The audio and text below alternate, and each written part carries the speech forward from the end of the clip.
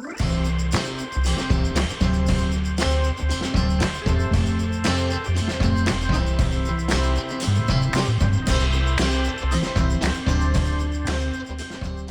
there guys, Gary here for GenVFX. Welcome to my new tutorial. This one's about making the Beauty Pass from the render layers and the actual maths and calculation to get there. I also basically rebuild it in using the compositor inside of Blender, so you'll see a bit more of how you use that as well. But mostly the reason why I'm talking to you right now is because, as anyone with any level of perception will have noticed, my audio music has changed at the front of the tutorials. Unfortunately, the music that I used on the previous ones has now gone out of free copyright. So therefore, found a new piece of music, which in the end I actually found on the YouTube sound library, which anybody can access if you've got a YouTube channel. And I've got to say, I really like it. I really like it. Better, I think. Anyway, sorry about the change, but it's for good, and it's going to be like that for the rest of the time. Hopefully, however long that is. I hope you enjoyed the tutorial, and I'll see you in a bit. Today we're going to be talking about render passes in Blender, because I saw someone asking me, how do you recreate the Beauty Pass? And that's an interesting question. It's actually not as difficult as you'd think, and can be done quite swiftly. To go briefly into the reason why you should be using render layers, every time you do anything in terms of rendering, you're setting yourself up for a fall if somebody says, can you change this one item? Can you just change the color of that? That's a little bit too bright. Can you just reduce it so it's not quite as bright here? It can cause issues, obviously, and having to do that stuff on the fly inside of your render software can sometimes cause big problems. I.e., you have to go back and re-render the entire thing, or you have to animate a light going up and down, and the result that the person wants actually is different to what they actually get when you adjust that light. So what we're going to do is we're going to look here very briefly at what we got in the passes. I'm just going to zoom this up because you can. Let me just do this, pull this over here and zoom this up. So this is, look at that, isn't it lovely and big? So what we've got in our view layer, because this essentially, this view layer here up in the very top right hand corner, this is what we're controlling in here, this view layer. So we're using it for rendering because that's just flagged, because that's the idea. Obviously you want to render your view because that's the point. So in the data area, we've got stuff that basically is stuff that's made up from the render passes, plus also think about them in terms of like extra tools that you can use. So the UV one means you can change the texture map on an object. The denoising data means you can use it to denoise your images at comp level rather than actually trying to denoise them actually while you're rendering, which gives you a bit more scope as well for faster render times. Normal, which shows you the normal position of an object in case you wanted to do something in terms of relighting. They're very useful for that. Vector is also for motion blur. There's stuff in there for all sorts of lovely things. And then if you move down here to light, and all of these are flagged, I could just turn them all off. We've got diffuse, glossy, transmission, volume, and other. So if we go to them briefly, diffuse basically is your albedo with your main color. Glossy obviously is anything that's light related. Transmission is anything to do with refraction. Volume obviously just speaks volumes, does what it says in the tin. And the others are just useful things to have, pretty much. Like emission, I'd say that's pretty much a given. You definitely want that. Our headlamps run on this little vehicle that I made for an older tutorial. We have environment, which essentially is the background element here. We have ambient occlusion, which everyone knows what that is now, and a shadow catcher, which is a way of anything that you have as a floor object which is invisible but designed to actually collect a shadow. So we've got direct, indirect, and color on all of these. Now direct means what is the direct light doing to my diffuse. The indirect is what is the indirect light doing to my diffuse, and the color is what is the color of my diffuse. So the simple mathematics of this, and this is probably the most important rule to remember when it comes to rebuilding a beauty pass, is your direct and your indirect are actually added together, and the color is the multiplier which brings back what's actually meant to be lit. So it does make sense, I promise. In fact, I will show you.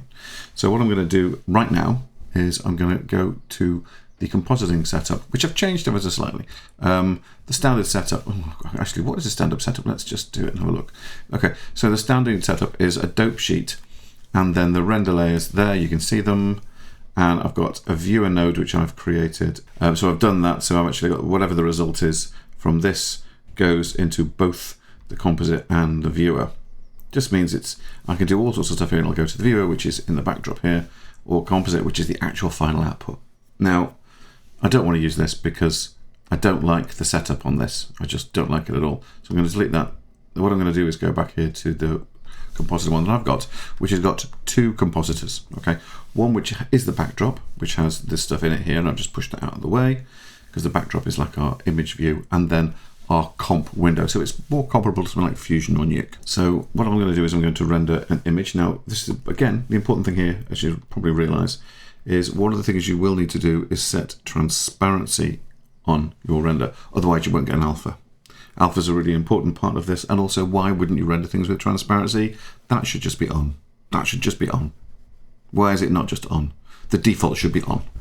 Let's have I made my point? So I'm going to go over here, and if we look at our render settings, I've got it. The maximum samples are 1024. The noise threshold is 0.01, which is small enough, and I haven't got the denoise flagged. And I haven't done that because I don't want to denoise it in here. I want to denoise my render later. So having a minimum sample count and max threshold about there means you can still do time limits on this. But, you know, letting it do what it does and then stop, it'll probably take about 45 seconds, which is great. And then I can do all the cleaning up with the denoise later. Let's just check in our render layers, and let's turn on the diffuse and all the glossies and all the transmission. And we'll also get the emission, and we'll take out the ambient occlusion, but we do need the environment. Because as you'll see, if I go to the shading window now I've made it transparent. If I just turn it on and off, you'll see the environment's there without it, but it's an environmental thing which is just there for lighting the scene. So it's not actually a real thing. So the moment it turns off to do that, it turns off the world background, but allows you to render it via the environment pass. So you do still have it if you want to use it. So let's render ourselves a frame. I'm just going to render it in menu, but basically what I would normally do, that would be an open EXR multi-layer. But if I just render this and go straight into the compositor here, I haven't got to worry about any of that, because what it does is it kind of stores all the information. You can see here, because I've got those render layers on, even though nothing is actually happening yet, you can see they're all there. If I turn those off, you see they vanish. I love that. But that shows you all the layers that you are rendering. Doesn't matter whether they're going to an image or not, they're going to be rendered.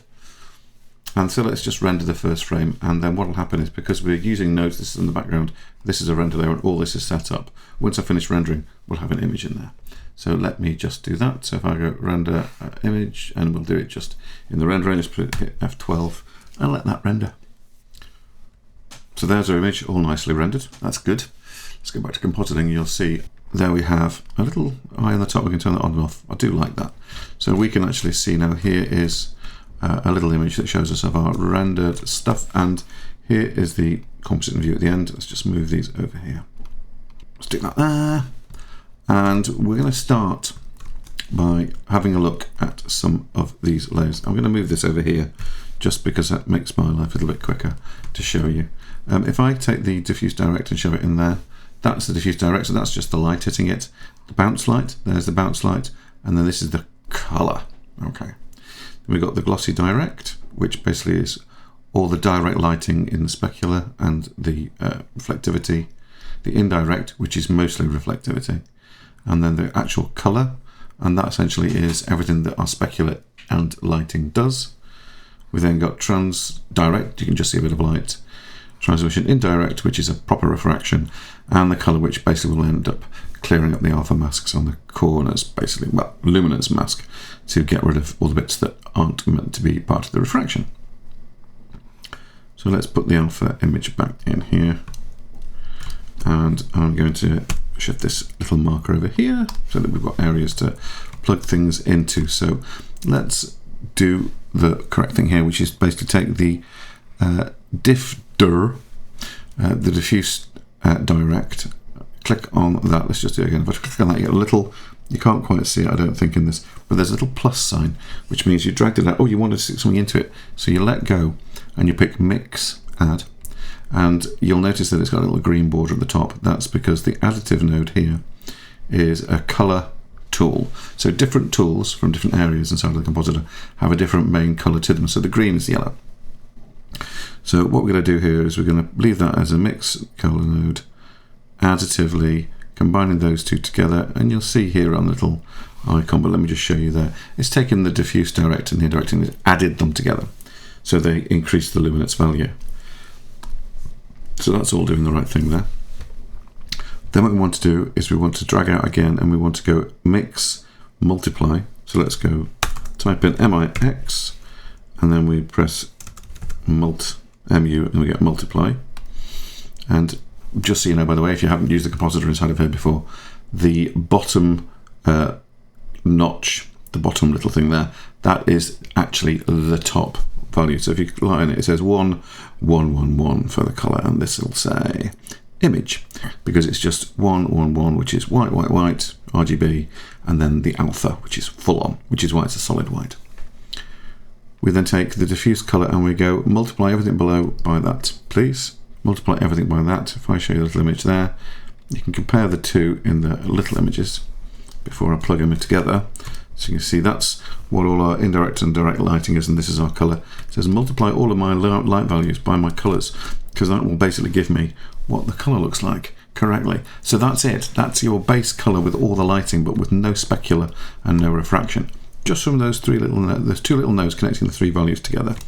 So that's lovely. I do like that.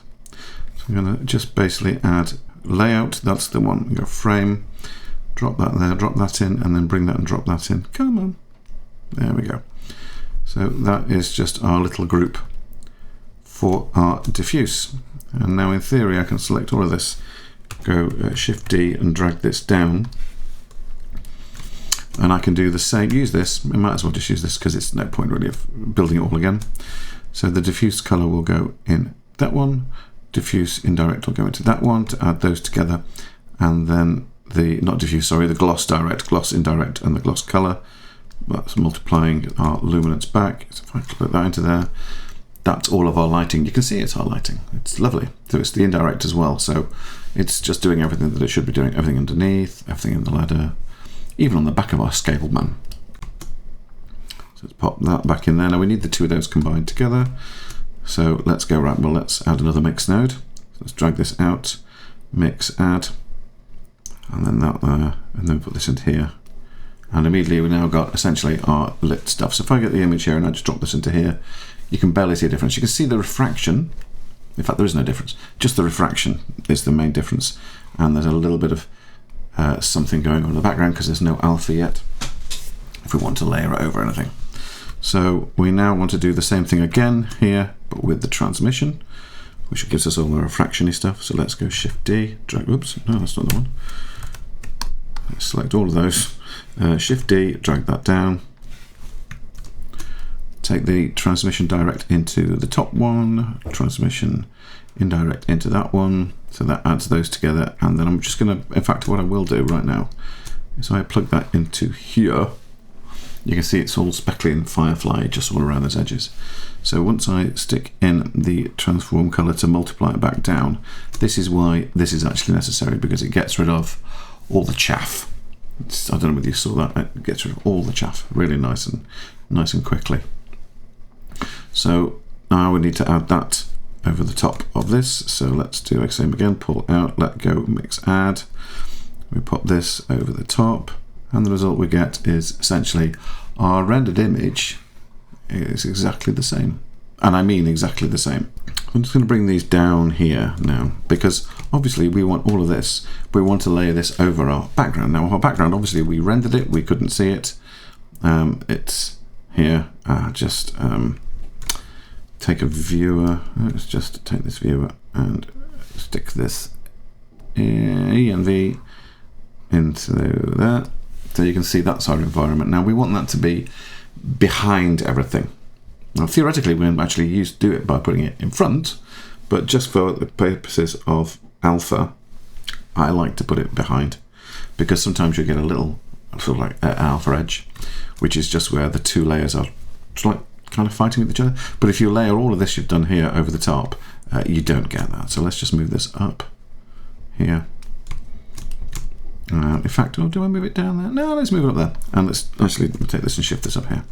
We want to basically add this, add this over the top of the environment. So the way we do it would be normally this would go on top, and if you watch, I mean, it'll work, and it kind of works, but the edge just doesn't look quite right. But it's really silly because if I just swap them over, it's the same, but it's not quite the same. It actually does look a little bit better. I think it's probably me. I don't know. Anyway, so that's our background added behind all of this. And then we basically have our finished image. That's it. Or is it? No. There's a couple of things we need to do. For one thing, we just haven't done, move that out of the way. We haven't done our emission. Move it around a bit. Let's zoom it in a bit. And the reason I'm doing this is so you can really see that it is exactly the same image, and also what we can do about fixing the problem of the fireflies, which you can probably see. See if I can move it, go in a bit. Let's go in 3. Oh no, let's go in 4. Okay, right. So if I just move this, there we go. You can see now there are fireflies all over this. Now, if we look at our image, it's exactly the same. So it's not an aberration of the image layers all being a little bit spotty. Once they're all added together, it looks exactly the same as our rendered image, which is exactly what it should do. What we want to do is we want to clean that up. Now you'll notice that I'm missing something here. I didn't turn on the denoising data, but now I've put that on, we can actually get to this as well. So what I'm going to do is I'm going to go add, and I'm going to go to filter. I'm going to click on denoise. Now before I plug this in, because the effects are pretty immediate, the point of this is you can see on it, it's got an accurate pre-filter to help clear things up. You've got the image which you're going to be plugging in that's going to be cleaned, and then you have a normal and albedo or albedo. And the reason for that is because you want from here, you want the denoising normal and the denoising albedo. Now the point for that is because the actual geometry data of the object in your scene stores things which can be used to actually basically increase the cleanup procedure. So what happens is the cleanup is actually better than you think it's going to be, because it is. So because of just the way Blender does the denoise. So if I just do this and drop this onto here, well, I can't really, because I'm going to put this into here, and if you watch carefully, fireflies be gone, just like that, really quick. And because of the way the denoise works, it does it. You don't actually need to plug those in. The quality of it is still as good, but it's nice to know that they're in there. If I just show you that again, that's it without, and then that's it with, and you've got the complete integrity of your scene, which is that's the most interesting thing. It just is great for quality. And then, but I missed something just between there and then, and that's putting our emission back in. So let's take our emit, which you can just see is there. Yeah, if I just zoom in here, there's the emit, so I can drag it out. And let's just mix add on that. And then move this, oops, over here, just so I've got the bit stretching out. And I'll just do this quickly. Whoop, right click, and middle mouse button, and then I can delete that. So I've got like a little nodule just sticking out there. Not a great word. So I'm going to pull out here, let go, and I want a mix add, which I'll put here. I'm going to put the emission into there, and then drag that and put that back into here. So immediately there's our lights coming on, which is nice. But the thing is, what we can do, of course, now is we can add more stuff over the top or change the color of anything. That's the thing. Basically, we have now rebuilt the Beauty Pass from scratch and put a new denoise in there as well. So we've got it much more control here. So in fact, you could actually render out your sequence from here and deliver it.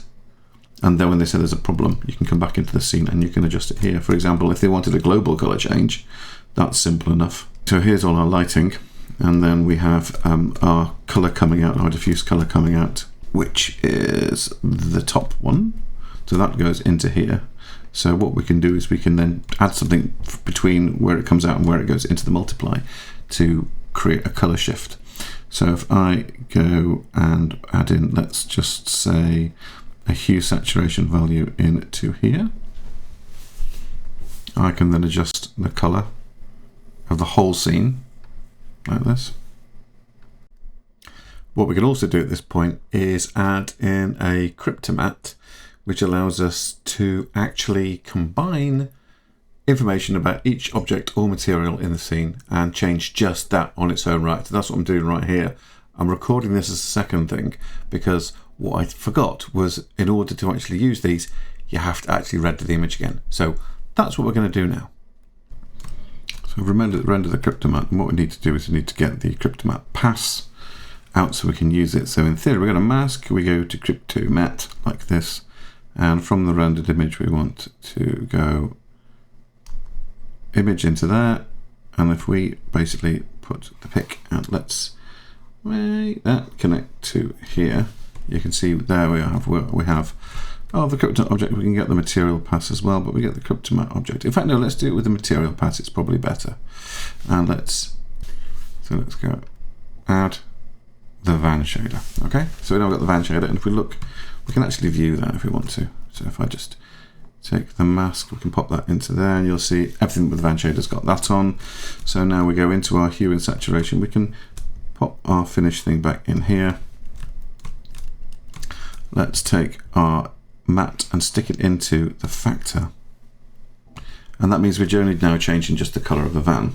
So we can say, right, okay, well, let's shift it over here, pink, but let's move it a bit further. Too pink. I don't know though, what's wrong with that? It just doesn't match the environment very well, but we can make it sort of that's almost where it was, so let's just make it the green. I like that.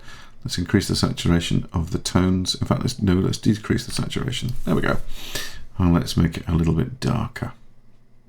So, you know, that's the sort of thing where the change, where this is why you do things with render passes, because you don't really have to faff.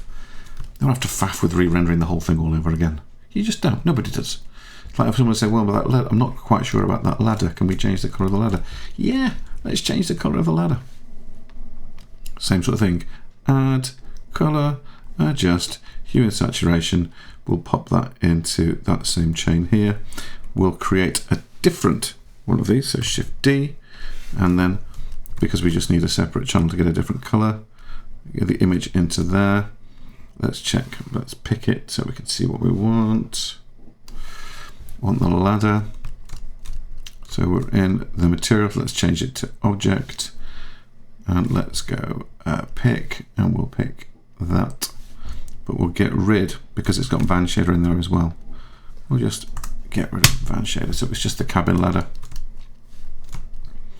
And then we've got this other hue and saturation. This is our one for our ladder. So now we can adjust that. We can take this one out, the matte out of this, put that into the factor there for the ladder, because I want the ladder to be red. And then let's do this to here. So we get back our scene, and then we can just shift the hue of the ladder, just like that. And we got the saturation. And that's it. That's the reason why we do this stuff, because it saves us time. Anyway, I hope that's helped you how to redo the Beauty Pass, and also how to save yourself time in the post process in the best way possible. Right, okay. Take care, guys. I'll see you later. I'll post the scene up somewhere as well, so if you want to, you can pick at it. And I will speak to you soon. Take care, guys. Bye.